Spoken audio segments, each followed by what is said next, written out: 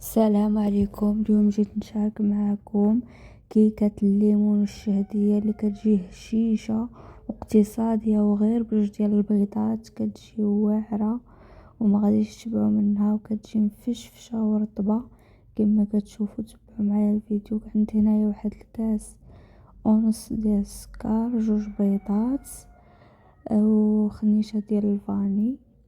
كنديرهم في مولينيكس وكنطحن مزيان حتى كيتبدل اللون ديال داك البيض. كنزيد واحد نص كاس ديال الزيت، نص كاس ديال الحليب، وكنخلط داكشي مزيان.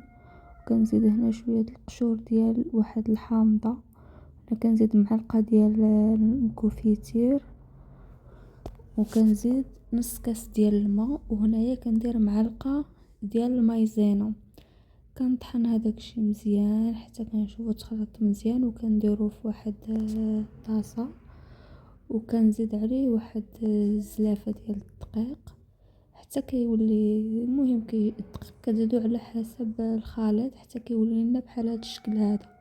ومن بعد كندير جوج خنيشات ديال خميره الحلويات، وكنزيد من فوقهم نص كاس ديال الليمون اللي كيكون معصر.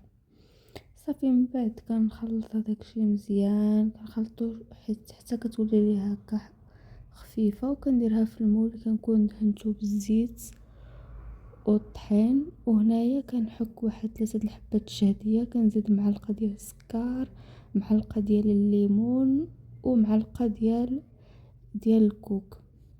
صافي كندير كل شيء فوق ديك العجينه صافي، وكندخلها للفران اللي كيكون سخون مزيان غير من التحت، كديرها من الفوق وصافي. هنايا هي وجدات ليا، كتجي الصراحه كتجي زوينه بزاف، ونتمنى تجربوها وبالصحه والراحه.